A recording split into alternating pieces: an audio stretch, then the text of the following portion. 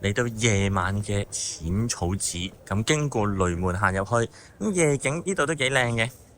咁趁夜晚涼少少啦，雖然係熱涼少少，咁同埋冇乜人，同埋夜景，咁喺度睇下金龍山。咁有啲嘢可能有啲重複嘅，不過唔緊要，冇睇另外嗰啲集數嘅話，咁呢度都可以知道雷門係一個咩地方。咁呢度個正式名稱就係風雷神門。咁呢個就係雷神啦，呢個就係風神。咁睇佢哋嗰個身上面嘅裝備，你知道又唔同啦。咁嗰啲鼓呢係會發啲雷出嚟嘅。咁另外呢一邊就係風神，你見到個袋呢，佢吹啲風出嚟嘅。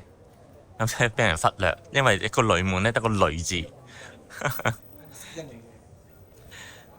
留意呢度上面係一條龍嚟嘅，睇唔睇到呢？個龍頭喺呢度。啱啱係調翻轉，好，呢度就睇得清楚啲，係一個龍頭嚟嘅。咁就係話淺草寺係觀音寺嚟嘅，咁就話觀音顯靈3日之後就出現咗一條龍。咁呢個當然係傳說啦。咁就係照翻呢個傳說再做個燈籠，下面有啲龍嘅雕刻。哦，好舒服啊呢度。哦，夜晚係咁樣，咁留意啲鐵閘，咁有啲圖案，蓮花。即係好有啲佛教嘅色彩啊！呢啲冬天嘅松樹啊，哦，熄晒燈嘅，我應該係夠8點半定幾點呢？仲黑啲啊！不過我氣氛仲好，我覺得。我睇下你而家幾點先？8點29分，好奇怪，突然之間熄燈。咁側邊呢度有啲小巷咧，原來係有名嘅咯。唔好意思，我收翻埋電話，所以個鏡頭好奇怪。呢度叫雷門柳小路，呢邊呢？我呢邊就冇嘅。咁夜晚我覺得係即係嚟拍拖都幾好，情侶嚟拍拖。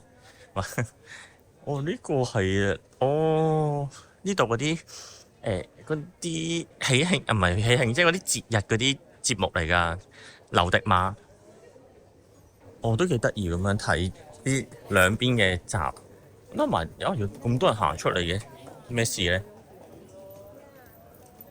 呢度就係淺草寺嘅畫嚟嘅，咁有5重塔啦，見到喂下面咧係藍色，好似個海。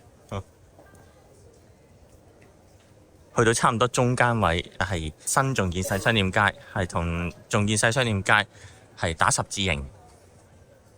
側邊我啲鋪頭藥局都仲未收喎，一陣間去買可樂飲先。係啊，而家係因為一行咗好攰好熱咧，咁啊係想飲可樂。我而家收鋪幾夜，應該冇咁夜收鋪。咁你收鋪時間就係就翻以前嗰啲人嚟寺嗰度參拜，咁唔會夜媽媽嚟參拜嘅，好少嘅。咁通常都係可能6點啊7點你就閂嘅啦，即係天黑入黑之前就會閂嘅啦。我有啲鋪頭都仲喺度開緊，咁應該係冇一啲管制係話唔可以幾多點就要閂門。咁如果即係有生意頭腦嗰啲人，或者係想把握個商機，我覺得譬如喺呢一度開飲食，譬如係即係飲嘢啊、飲茶又好、果汁又好，或者啲小食嘅話，咁係賺到錢啊！我覺得，不斷係有人流喎，但係冇鋪頭開門，係頭先嗰啲係你見到係執緊嘢、閂緊門嘅啦。咁當然8點半係幾夜啦。呢度係咩嚟㗎？三社祭啊，應該。如果係咁樣嘅話，係啦，三社祭啊。我呢個係Ninomiya係咪咧？我睇唔到嗰個上面係2字定3字，其實有個公字嘅，就係個三社個祭祀個3位仁兄嘅其中一位，咁分為1啊、2啊、3咁樣，係有3個唔同嘅神轎，即係Ichinomiya、Ninomiya、Sanomiya咁樣嘅。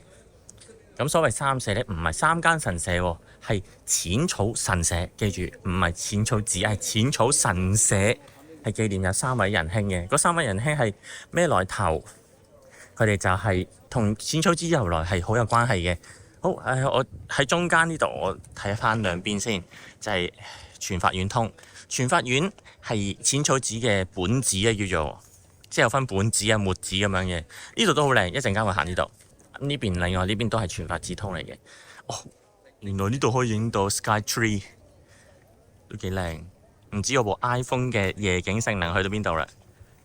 好，咁三社祭淺草神社有三位仁兄係會前兄弟同埋土司。會前兄弟就係去打魚嘅，咁淺草呢度對出咧就係御田村。咁以前冇填海填咁多嘅話，係比較近海或者近河啦，咁冇係寫到咁清楚係河定係海啦。咁就係話去捉魚，咁樣係撈到一個觀音像，撈咗上嚟。因為會前兄弟又唔知係咩嚟喎，因為嗰陣時佛教係仲未好普及啦，係嗰陣時係公元幾年喎。記住喎，係1400年前喎。咁我個佛像撈上嚟，都唔知咩嚟喎，撈魚噶嘛，咁咪掟翻落去。咁咧好幾次撈上嚟，掟翻落去，撈上嚟，掟翻落去。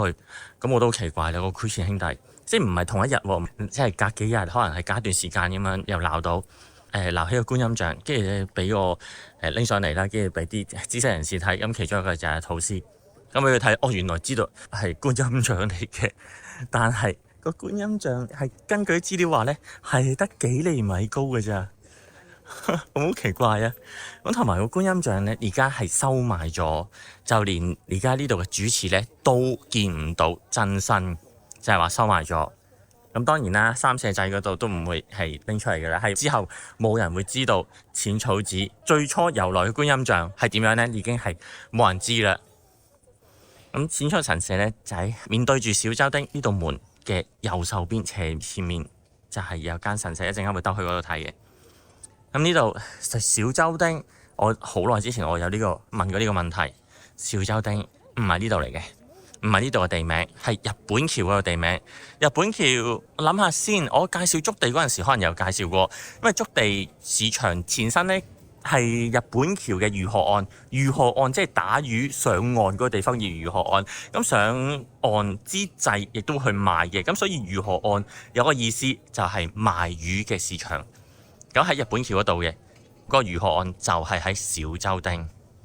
咁呢度就係小洲町，即係日本橋嗰度啦。小洲町嗰啲人嚟淺草呢度做生意，咁咧係物流日本橋嗰度啲貨物上岸，咁就會運到去淺草寺呢度咁去賣啦。咁喺小洲町出身嗰啲商人嚟到淺草做生意，佢哋成功咗，咁咪儲到好多錢啦。咁呢個係好耐之前嘅事，幾百年嘅江戶時代嗰陣時嘅事嚟㗎啦。佢哋好有錢啦，因為賺到錢咁就回饋翻淺草寺，就做咗個好大燈籠。不過係用自己個名咁，都可能係幫自己賣廣告，有呢個成分啦。有呢個小洲町嘅大燈籠，咁定期咧會去換個新嘅。咁兩邊有個細啲嘅燈籠，上面係有啲字咁樣嘅，好似大家睇唔睇到咩字啊？可能有人已經睇到啦，係有個魚字嘅。哦，有人求籤好大聲，因為燈光問題。咁我去換一換個角度，大家睇唔睇到個魚字啊？就係寫住烏加士嘅中文，即係漁河岸，即係講到明係小洲町漁河岸上岸嘅，無論係魚又好，貨物又好，運到嚟淺草呢度賣，賺大錢。我呢度應該係人王門啊，兩邊係有人王，就係證明到佢哋賺到錢。呢度有冇龍呢？唔知道。啊，呢度都有龍啊，見到。OK，咁解決咗小洲町點解有呢個字嘅疑問啦。入到嚟，過咗道門，咁去到呢個係拜殿啦。哦，真係好大喎！咁樣睇落去，左手邊有五重塔，夜晚 light up 咗又幾靚。咁上面嗰支嘢咧，我如果冇理解錯嘅，就係貨平衡嘅。咁唔知大家有冇咩意見啊？即係對佛教呢啲建築有知識嘅人，可唔可以話俾我聽呢？咁以前係唔知道有避雷針呢樣嘢嘅，咁所以我覺得唔係一個避雷針咯。即係雖然可能有避雷針嘅作用，但係唔係因為想起避雷針而起到咁樣嘅，應該係保持成座五重塔嘅平衡而起到咁高嘅。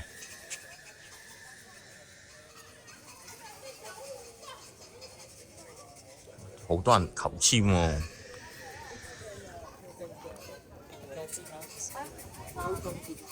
哦，都咁熱鬧啊！夜晚呢度，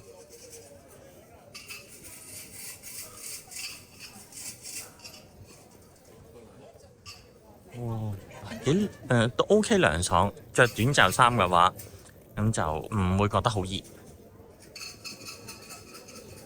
哦，不過閂咗門上面，同埋兩邊係而家維修緊。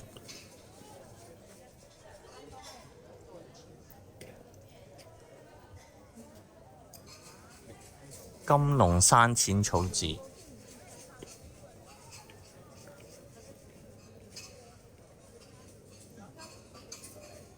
哦，見到啊 Hanaski 個上面個跳樓機，幾好哦。都去淺草神社度睇下。哦，嗰度咁光嘅，好似好熱鬧咁。哇！自動求籤，全部都係自助嘅。咁教你求籤，最第一步啊，係請投入100日元啊。呢個係 Step One。咁自己求完之後，咁呢度有支籤會唔會成支碌出嚟嘅？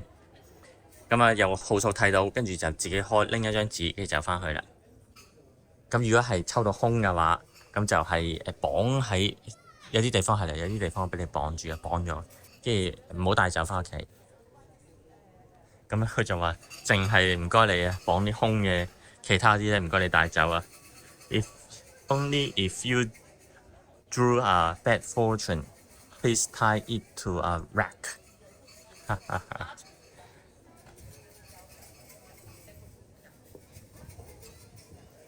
咁夜晚嚟呢度都幾好嘅，因為日本有啲鋪頭都幾早閂。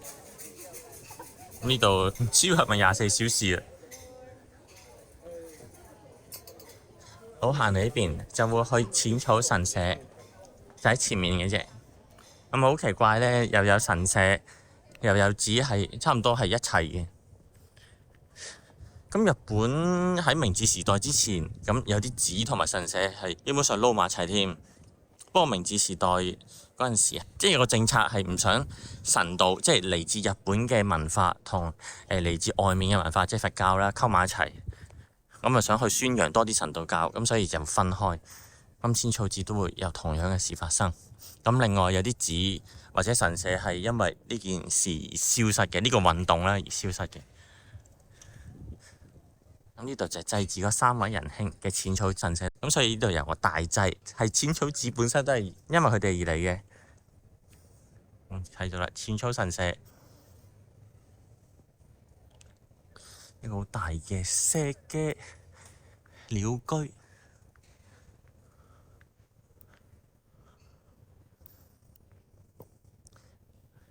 咁前面會有石，哦咁靚呢度，兩邊係着燈。呢度冇乜人，咁我覺得係應該冇乜人會知道淺草神社究竟係發生咩事。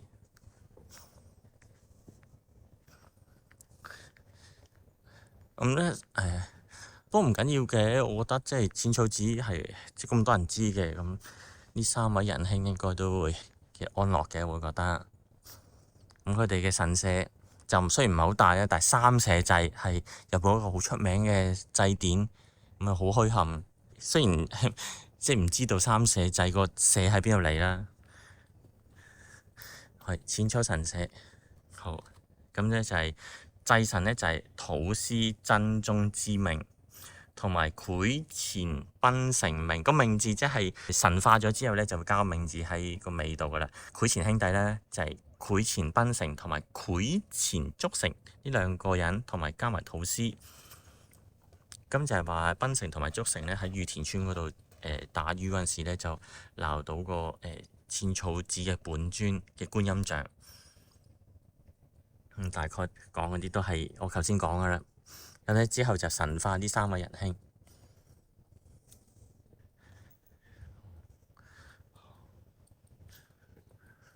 好，行去傳法院筒。夜晚嘅淺草寺都幾好，我覺得個氣氛唔錯。等，我講漏咗少少。我呢度就係去紀念佢3位仁兄嘅呢度，可能叫做墓碑啊、紀念碑啊。仲有一樣嘢，唔好意思，我又翻轉頭啦，我講漏咗。咁有啲嘢係幾得意嘅，咁我諗好多人咧都好似我咁樣行過就算數啦。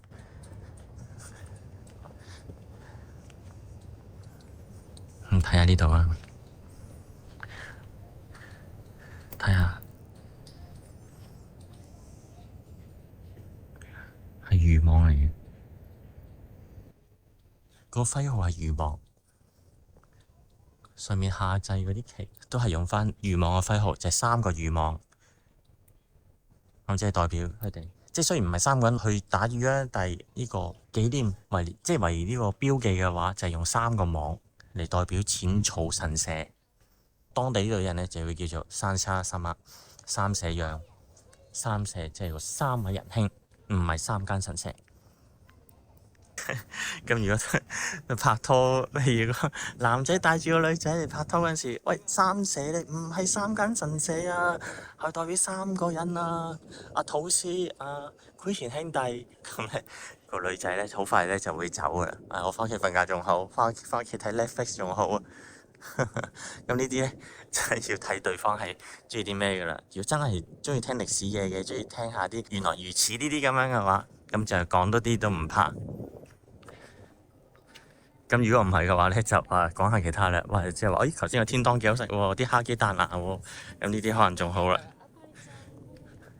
咁淺草寺朝頭早會再嚟嘅。咁而家就去全法院通，因為夜晚係有啲嘢睇嘅，啲夜景幾靚。咁同埋係趁佢收鋪嗰陣時先有嘢好睇嘅。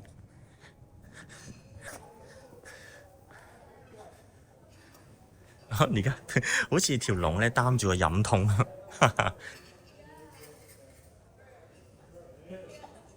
咁譬如呢位仁兄係邊位咧？真係唔知喎。咩沙羯啊？沙係咪叫羯字嚟㗎？沙羯羅龍王像。唔好意思，呢個我都唔識。不過係即係用好多龍。嗰個由來就係觀音顯靈咗之後3日有條龍出現咗條龍。咁當然啦，現實世界係唔會有龍啦。咁觀音顯唔顯靈呢啲咧，就交俾大家自己去諗啦。咁條龍咁可能係即係同啲天候係即係唔係天氣，即係個天氣有關，天然自然現象有關，即係可能龍捲風啊，或者係啲類似嘅自然現象。咁呢啲而家你係冇辦法去考究噶啦。哇！呢度睇個 Sky Tree， 咁雖然話佢咁高啊，但係即係去到咁高嘅話，唔會覺得佢好礙眼啦。已經佢咧係衝破咗嗰樣嘢。咁我頭先講嗰啲嘢，我覺得呢度即係經過有好多人經過，佢哋係咪知唔知嘅咧？咁當然啦，唔知道都可以即係嚟呢度嘅，咁同埋去享受呢個時間。咁我知嘅話，會即係多一種趣味。即係原來同御河岸有關嘅，同日本橋有關嘅。咁前面會比較多遊客行。咁兩邊有啲手信鋪，有啲食物嘅。咁全法院通都有啲麻煩嘢嘅。咁啊，先睇一睇先啦。咁啲柱係模仿翻好似江戶時代模仿翻嗰陣時嘅。咁同埋上面啲招牌。我留意下上面啲招牌啊，幾得意啊！不過太光，可能睇唔到。咩意思啊？即係啲畫咁樣啦。咁同埋就話以前嗰啲即係江戶時代嗰啲人就唔識字嘅。咁間鋪頭，譬如遠睇究竟係賣咩嘅咧？咁就話係即係睇個招牌或者係睇門面就會睇得出係賣咩。咁譬如呢間江戶設子我咁就睇唔出啦。咦？但係上面咁得意嘅呢間屋仔，跟住婦人服嘅 Yonoya， 咁都係睇唔到。可能係呢啲招牌啊！呢度睇到咪射箭咁樣嘅，射咗個紅心咁樣嘅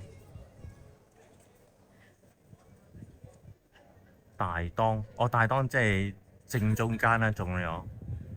咁呢個係玩咩㗎？寶籤取次阿斯卡利，我呢個唔知喎。寶籤啊！我呢個我反而唔知佢喺度講乜啊。同我預計嘅唔同嘅。佢話睇啲招牌或者睇間屋出邊咧就會知道佢做咩，但係呢個我睇唔出。咁呢度呢間淺草麵字係幾出名嘅。我會打算嚟呢度食一個，即係朝頭早嚟嗰陣時。麵字佢有冇寫幾多錢呢？一個350 yen， 6個就2100 yen。咁同埋呢啲咁嘅牌咧，我覺得好得，即係好有味道啊！譬如咁樣喺側邊睇咧，係唔知你睇唔睇到凹凸喺畫面度？呢度係放大睇 zoom 睇得唔得？係咪睇到有凹凸啊？咁我覺得係呢啲，即係而家有好多係透過畫面去傳遞信息嘅。咁用實物有凹凸咧，我覺得係幾有味道啦。我翻嚟先，咁啲屋仔又話係即係憑個招牌定係咦？上面係有堂梯打鐘嘅喎，呢個會唔會係即係以前同防火啲有關咧？即係火燭咁樣敲鐘，跟住叫人走咧？咁我真係 feel 唔到。咁可能會唔會或者鐵閘咧？呢度有個係咪男人定女嘅睇唔到？有刀嘅男人嚟嘅，咁喺度飲茶，咁喺度查我呢間就係，譬如我就會咁樣估啦。咁就係金枝山羊。咁要等佢，咁我反而要等佢日頭咧先知道佢發生咩事。咁睇翻上面咧，應該模仿翻以前嗰啲屋嘅。咁睇下上面啦，呢度寫個字喺咪度啊？我較暗啲啊！火之用心啊，即係小心火警，小心火燭。隔離咧就係商賣繁昌，即係生意興隆。呢度我諗住係好順暢，或者招牌咁樣嘅，我呢間鋪頭就係咁樣噶啦。咁原來咧唔係嗰件事嚟嘅。咁可能同啲畫有關，或者係你係轉咗啦，即係同佢本身最初買嘅嘢已經唔同啦。客推啊！淺草雷門嘅客推人，咁係賣咩嘅咧？咁上面係一間好普通嘅即係大廈咁樣啦。咁但係呢度好似係織緊嘢定係乜鬼咧？你睇得出佢係喺度做緊乜啊？喺度即係掹住啲嘢，跟住喺度唔知整緊乜。唔好意思，我啲修養唔係好夠。咁呢度更加，佢應該係即係蒸，即係點樣食嘢嘅呢度。咁啊，上面嗰個好似係唔知嗰啲蒸籠定乜鬼嚟嘅，但係呢間咧係即係冇乜關係嘅，黑毛和牛。咁同埋佢個招牌，即係佢 logo 係個箭嗰個尾嘅一支屋。read 唔到喎，完全同我睇資料嘅講嘅完全唔同。咁唔緊要，如果可以補充到嘅就再補充啦。我呢度係同嗰啲童話有關㗎，譬如切舌麻雀咧，呢度係同啲童話有關嘅。跟住再前面呢一排嘅屋仔就係嗰個有爭論點嘅，就係話佢哋係趁戰後嗰陣時啊，就係霸咗地方，咁就喺呢度擅自開鋪頭，用公家地方開鋪頭。咁就係好似係2014年啊，定係幾時咧？就係台東區，即係淺草呢度東京23區裏邊其中一個區咧，就係台東區，就管理呢度嘅。係啦，呢度啱晒。咁咧就係見到台東區呢個字啦。咁入邊係全法院嚟嘅呢度。咁就係台東區，就係話叫佢哋交翻啲地方出嚟，因為呢度公家地，你哋用公家嘅地方嚟賺錢，咁係好唔公平嘅事。咁就但係呢度啲人咧就話係當時個區長就係俾佢哋係喺度擺檔嘅。咁但係咧已經係雞同鴨講，即係嗰啲叫咩咧？即係公説公有理，婆説婆有理，定係咩咧？即係揾唔翻嗰啲證據出嚟啦。咁而家就係爭持緊，而家就係搞上去法庭嗰度，而家仲喺中途嘅，仲未有結論嘅。咁佢哋而家夜晚收晒鋪，咁又開燈嘅話，咁應該朝頭早係會繼續營業啦。咁佢哋呢啲戰後呢啲鋪頭維持到而家可能差幾年咁樣啦。咁啊睇下有冇啲係即係得意嘢啦。朝頭早嚟嗰陣時，咁呢啲記住係呢一排嘅屋仔，咁好明顯係臨時㗎啦，臨時搭出嚟嘅。咁喺全法院前面有啲屋咁樣，係真係做遊客生意就好得心應手啦。呢邊係比較少去。呢盞燈應該有古仔講啊！上面啦有嗰啲小偷，即係小偷定忍者定乜鬼咧？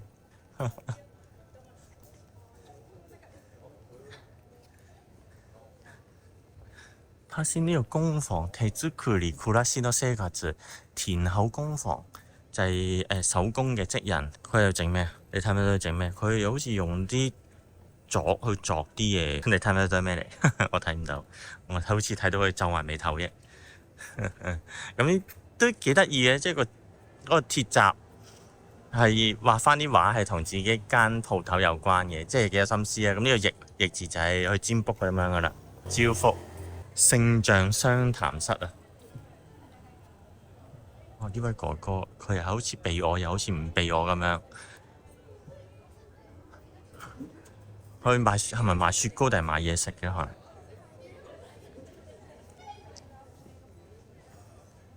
哦，呢度可以講下啦。呢個係咩？信門咁寫住水寺地藏尊嘅，就係供養每月24日朝頭早10點鐘開始修行。咁水寺係咩呢？水寺嘅日文係 Mizuko，咁就係按翻啲中文字上去就係水寺啊。但係個意思咧就係 Mizuko，即係咧睇唔到嘅仔。咁即係咩呢？即係夭折咗嘅。夭折咗嘅細路仔就叫 Mizuko， 咁就去供養佢哋。咁但係你 Mizuko 安翻啲漢字上去，如果即係嗰個意頭可能冇咁好啦，咁就用諧音安水寺呢個字落去。咁所以見到水寺嘅話，就係代表嗰啲夭折咗嘅小朋友去供奉佢哋嘅。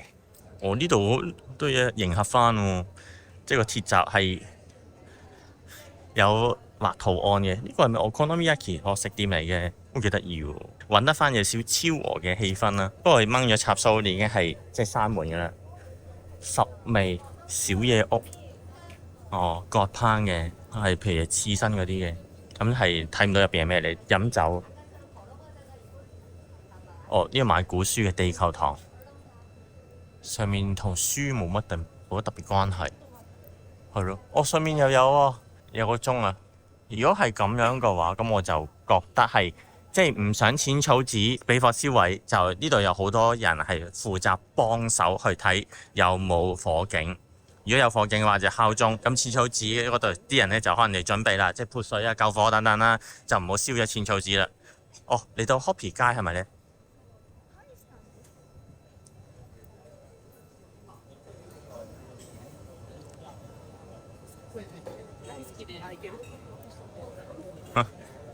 呢度氣氛好啊，即係唔好以為係大阪新世界嗰度先有啲咁嘅大排檔啊，係淺草呢度都有啲好廉價嘅飲酒嘅地方。哇！咁如果係即係嗰啲溝通能力好勁嗰啲人咧，就可以就咁咧就揾一檔就坐低，跟住就即係坐低同人哋傾偈啊。咁我就冇咁堅啦。係啦，呢度係 Hoppy 街。Hoppy 係一種扮啤酒嘅飲品嚟嘅，咁日本人係會用嚟去溝嗰啲燒酒嚟飲嘅，即係啲啤酒風味嘅燒酒咯變咗。咁同埋呢度啲鋪頭有啲咧係嗰陣時韓國嗰啲人喺度即係謀生，咁我開鋪頭，咁可能會揾到一啲同韓國嘢食有關嘅鋪頭。咁呢度橫巷都有㗎啦。夜晚都幾得意喎，呢度係呢啲咁嘅燈泡嘅光係好熱鬧，營造咗嗰個氣氛係好似一個動畫嘅世界。咁再行前係冇乜嘢㗎啦，咁我翻轉頭。希望中意睇最新日本影片嘅觀眾可以課金俾我，幫助我可以拍更多更好嘅影片。呢間我記得啦 Skushi 啊，好似係韓國人開嘅呢間。我記得係睇嗰啲報道定係嗰啲文章，哦，呢度啦，呢間咧都係有啲韓國嘢食 K 站，係咯，韓國嘅 takosashi。咁日本同韓國係一海之隔，咁同埋有陣時同即係戰爭有關啊，同埋以前係日本統治過韓國咁樣，咁所以都係有啲咁嘅聯繫。過咗二戰之後，有啲韓國人就移居咗嚟日本咁嘅落地生根，即係維持祖先係咪叫做，即係自己阿爺啊、阿爸啊嗰代嗰啲生意，咁就嚟到而家啦。原來呢度微微上斜喎，全法遠通。咁我行翻上去，我覺得哇幾得意喎！夜晚嘅淺草，歷史背景嘅知識，咁嚟就咁睇景，睇下夜晚裝飾啊、街景啊、街燈啊，啲黃色嘅街燈，尤其是即係有啲溫暖嘅感覺。咁如果可能係秋天或者係即係11、2月，即係微微涼涼地嗰陣時睇咧，就更加好啦氣氛。咁夏天咧見到黃冚冚咁，哇更加熱可能。呢個角度靚啊，係全法遠通同埋 Sky Tree。今集嘅淺草夜遊咁都可以俾大家睇一睇夜晚嘅淺草，之後佢一番嘅氣氛，有佢嘅特色。咁同埋可以介紹下淺草寺嘅歷史啊，介紹下全法遠通嘅咁左手邊呢啲屋仔，咁佢哋而家即係困身嘅問題，面對緊有咩問題？咁如果係啲地咧要個區要收翻嘅話，咁佢哋就冇得做生意㗎啦，咁又成一啲問題啦。原來喺背面睇就會睇到呢道門嘅正式名稱，就係叫風雷神門。如果望翻轉頭先望到，咁前面就係叫雷門，咁可能真係兩個字雷門係 catchy 啲。